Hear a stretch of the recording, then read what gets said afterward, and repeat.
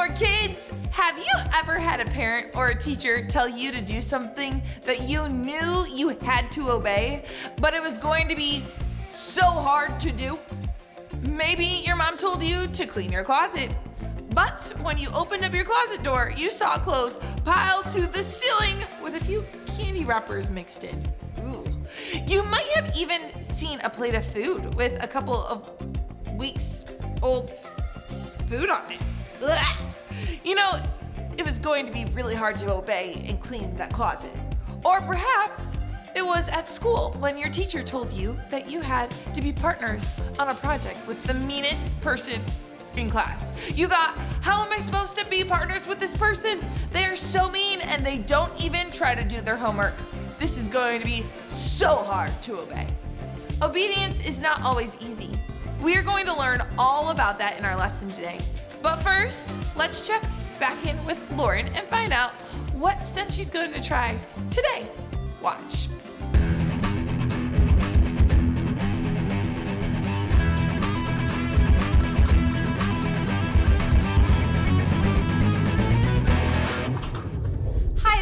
It's me, Lauren. Welcome back to your series, YOLO, You Only Live Once, where we've been looking at some awesome stories in the book of Esther. And I'm sure you've probably figured it out by now, but I'm going to take the next step in my journey to conquer my fears. I can't wait to show you what we're doing today. Check it out. I probably should have told you beforehand, but I'm a little bit afraid of heights.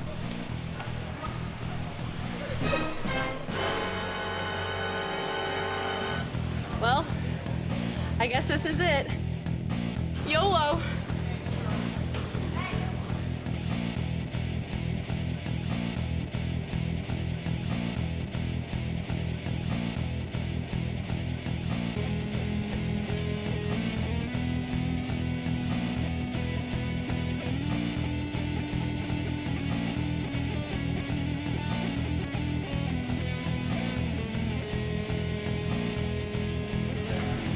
YOLO!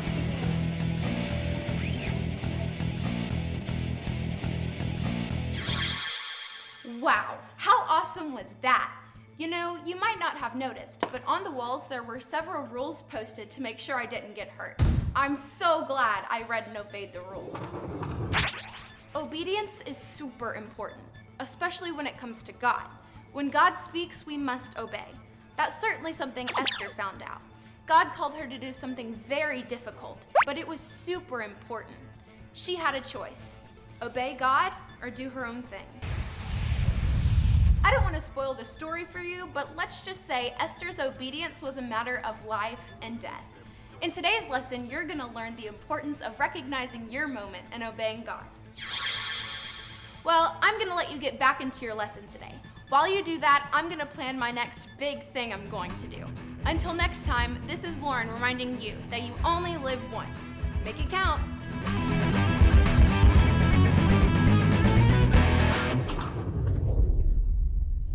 Let's give a hand for Lauren. That was awesome. We're going to be following the story of Esther today. Esther found herself in a situation that was going to be very difficult to obey God. In fact, it could have cost her a lot to obey. Like, a lot. We'll have to wait to hear exactly what happened in our Bible story, but right now, we need to find out what's up with Amber. Wait, that's me!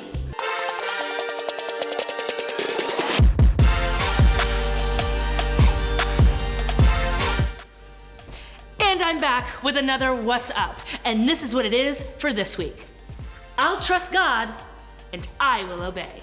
All right, so we're gonna do this all together, kind of learn it, get going, ready? I'll trust God, and I will obey. You've gotta say that with, like, excitement, with purpose, all right? So girls, I need you to stand up, because you know, I'm partial to the girls.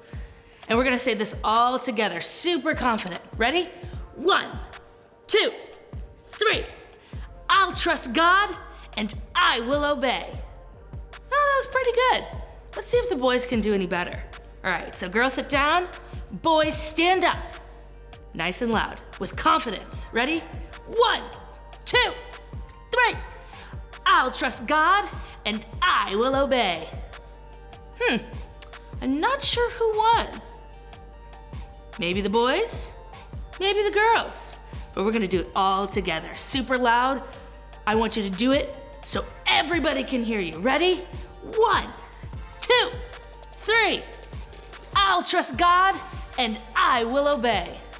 That sounds super good, guys. Super proud of you. And that is what's up.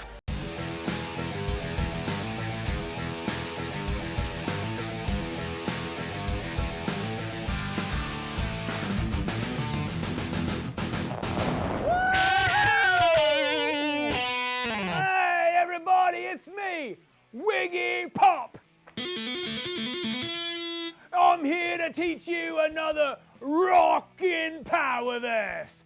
Today's power verse says, if you love me, obey my commandments. John 14:15. Whoa, what a rockin' power verse. Now, you know what I need? I need my boys. That's right. Boys, stand up and say the power verse with me, Wiggy Pop, on the count of 3. 1, 2, 3. If you love me, obey my commandments. John 14:15. Great job, boys. You may have a seat, but now I'm needing my girls. Come on, ladies, stand up and say the power verse with me, Wiggy, on the count of 3. Here we go. 1, 2, 3. If you love me, obey my commandments. John 14:15. Great job, great job. You can all have a seat.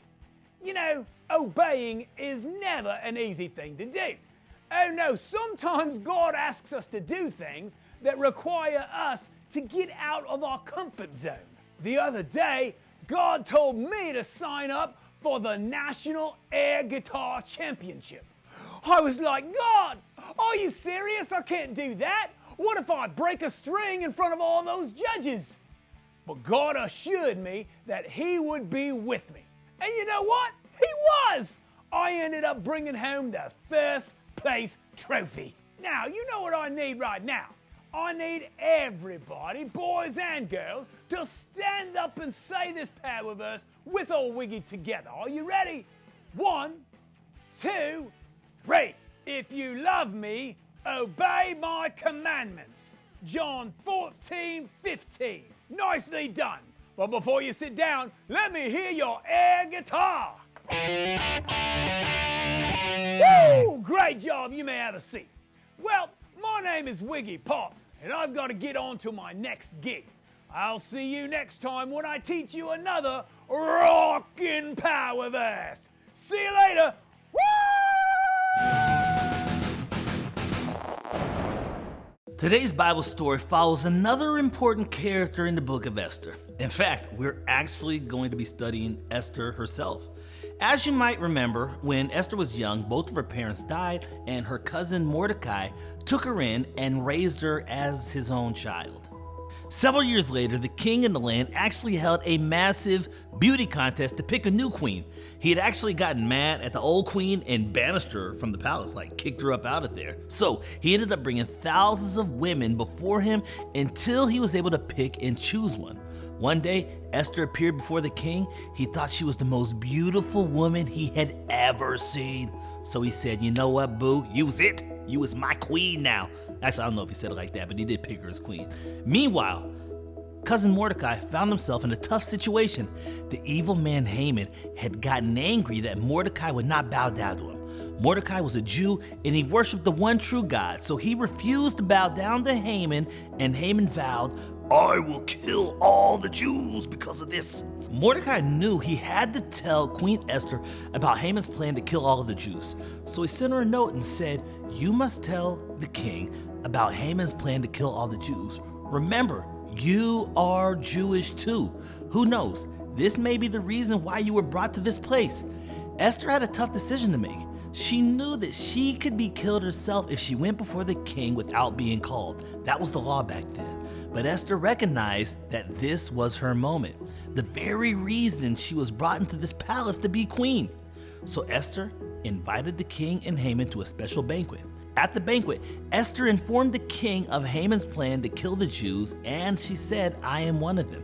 The king was furious. "Would you lay hands on the queen right here in the palace?" he screamed. Then he made a huge declaration.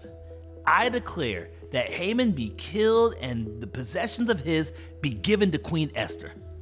Wow, Esther actually took a massive risk to go before the king without being called, but because she trusted and obeyed God, she received a huge blessing. That's exactly what happens to you and I when we decide to obey God too.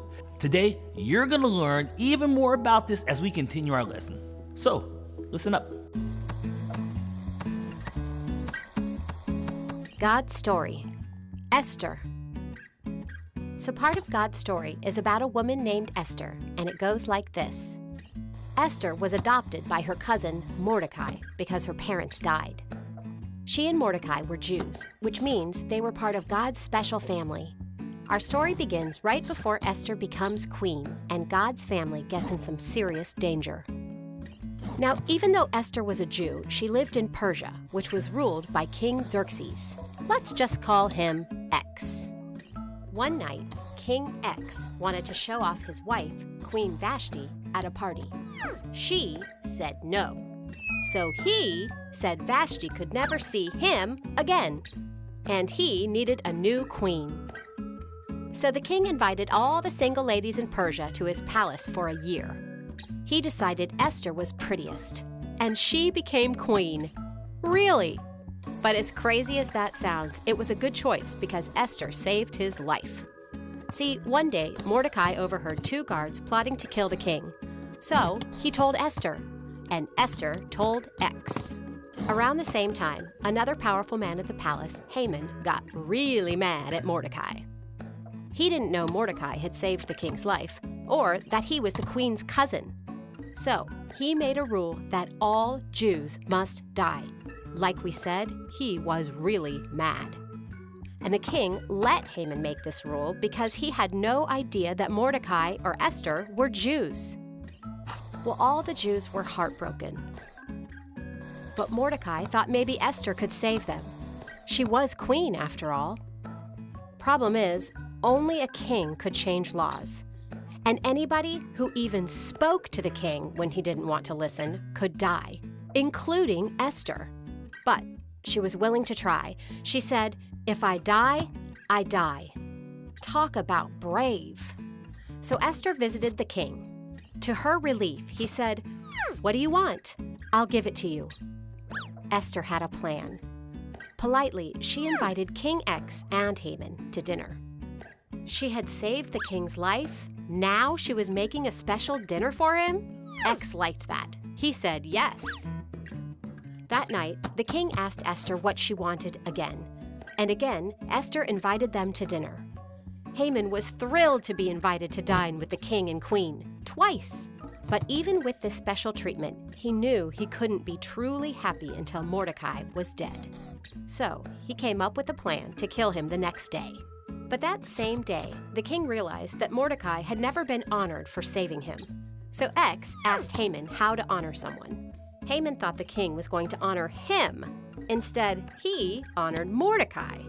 So Haman was already in a bad mood when he got to dinner. But his day went from bad to worse. See, Esther finally told the king that someone made a law to destroy her people. X was furious and asked who dared to do such a thing. Esther told him it was Haman. Then the king found out that Haman wanted to kill Mordecai too. Enraged, he ordered that Haman be killed. After that, King X told Mordecai to make a new law to save the Jews. The Jews honored Mordecai and celebrated with a feast.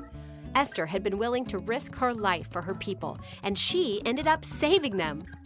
Like Esther, another rescuer would come one day, and he would actually die to save all of God's special family. And that's the story of Esther. So, in case you missed it, here's the quick version. Esther was a Jew. She became queen. Mordecai overheard a plan. He told Esther. Esther told X. Mordecai made Haman mad. Haman made a law. The Jews were sad. Esther was brave. She had a plan. She told the king about Haman. The king got rid of Haman. God's family was saved. And that's a part of God's story. We are going to learn some important lessons from the story of Esther today. But first, I want to do a little exercise with you. Pretend that I am a police officer. I'm on duty and I walk into a bank and suddenly I realize that the bank is being robbed. Would you be surprised if I jumped into the action to try to stop the bank robber? Would that shock you? No, of course not. I'm a police officer. That's what I'm supposed to do. I'm supposed to try to stop the bank robber. This is your moment. This is what you were trained and why you became a police officer. Okay, let's do one more. Pretend I'm a firefighter. Imagine I'm riding down the street in my awesome fire engine, and all of a sudden I see a house that's on fire. Would you be surprised if I stopped the vehicle, went into action, and tried to hose down the fire that was burning the building? Of course not. You would probably say, of course, this is my moment. This is the reason I became a firefighter, to fight fires. Yes, well done, everyone. You easily recognized those moments that you knew it would be the right thing to do for you to take action when that moment came. Did you know that the children of God have the same moments? It's true. There are moments in life that you realize God created me and empowered me for exactly this moment. Queen Esther realized this, and so did her uncle Mordecai. Remember when Haman was planning to kill the Jews? There was only one person who had access to the king to warn him. That person was Queen Esther. Mordecai told Esther, "Who knows? This may be the reason you were brought into the palace." Queen Esther did what you must do. Recognize your moment. It might be at school when you see someone picking on the new kid. It might be at home when you see that your brother or sister is sad and needs some encouragement. It might be at church. It might be at the grocery store. It might be on the playground when God speaks to you to tell someone about Jesus. You have to be able to recognize the moment that God has for you to do something big for Him today, tomorrow, this week, this month. But it's not enough just to recognize your moment. When you realize it, then Obey God no matter what it may cost. You never make a decision to buy something without first seeing what it costs, right? You would be foolish to take something up to the cash register without first checking what it costs. After all, you have to know whether or not you are willing to pay for what it costs. Obedience always costs us something. When you obey God, it will cost you something. Sometimes it costs you your pride. You have to admit that you don't know what's best for your life. Only God does. Other times it costs you popularity. When you choose to obey God while everyone else is disobeying, that won't make you a very popular person. When God calls you to do something, you have to count the cost and decide whether or not you are willing to pay the price for obedience. Queen Esther knew this. That's why she counted the cost before she obeyed. She knew that it could cost her very life if she went before the king without being called. She counted the cost, but decided it was worth it. Even though it could cost her life, she was willing to pay the price. She obeyed, but guess what? God took care of her. She ended up not being killed. Instead, she received a huge blessing when she was given every one of Haman's possessions. That is because blessing follows obedience. Blessing follows obedience. What happened when Esther obeyed God and warned the king about Haman's plans? The Jews were saved, and she was blessed with Haman's possessions. What happened when Joshua and the Israelites obeyed God and walked around Jericho 7 times? They were blessed with a victory. What happened when David obeyed God and took on the giant, Goliath? He was blessed by eventually being made king. Those are some amazing blessings. God wants to bless his children, but in order to receive God's blessings, you have to trust and obey. God can't bless someone who is disobedient. So when God tells you to do something, even something that may cost you greatly, recognize your moment, trust, and obey.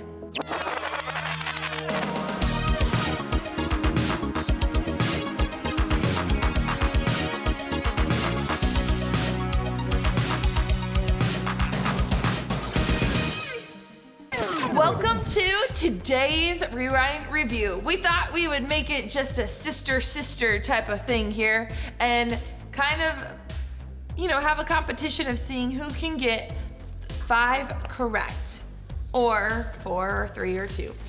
Because you might be at home with a sibling as well, and so you can verse your sibling and see if they get this question correct or incorrect. Here we go. The first one is, what's up today?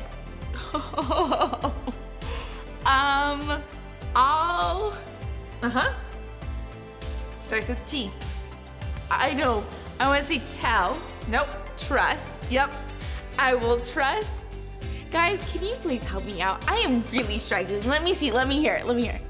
Oh, I will trust God? Okay. Oh, wait. Let me hear it. Let me hear it. Don't look. And I will obey. That's what you said. I will trust God and I will obey. That's what you said.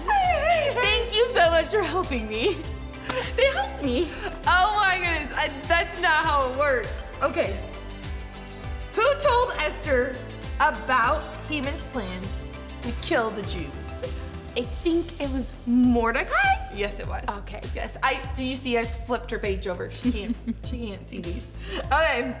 Could Esther have been killed if she went before the king without being asked? Yes, she could have been killed. Yep.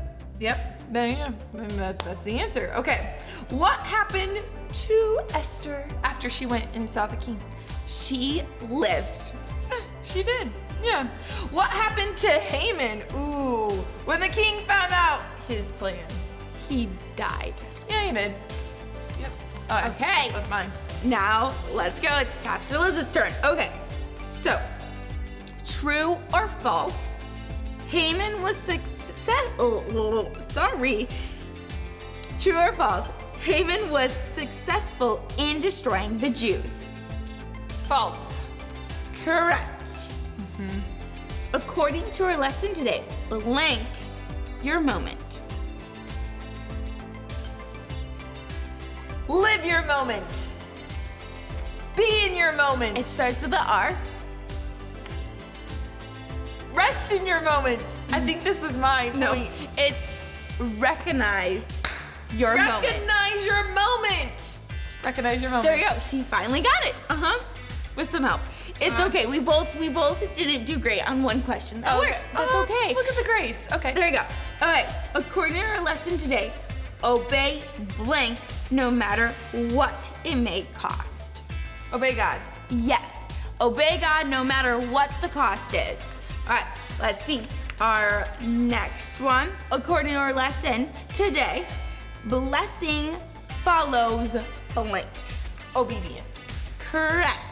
And our last one, where was our power verse found? Is it the Old Testament or the New Testament? Is it the Old Testament? It's the New Testament? Okay, is it one of the Gospels? It's John? Did you get that right? It's John chapter 10? Close. You have to add a little more. Ooh. Not just 10. Here, let's hear them if they say it. Oh, wait. Did you say 14? Oh, wait, where's the other number? 15. It's John 14:15. They helped you so much. Good job. Great I'm job, glad guys. you're Bible experts. Well, we will see you next time for our rewind review. Bye. If you love me, obey my commandments. John 14:15. Hey, that does it for our lesson. If you forget everything that we talked about, you're trying to remember what we talked about, remember this. Trust God and obey. And if you still are having a hard time remembering what we talked about, feel free to just rewatch this lesson again and again and send it to a friend, your grandma, whoever else. Send it to everybody. But yeah, that's all we got for you guys. Love you. Hope to see you soon. Bye.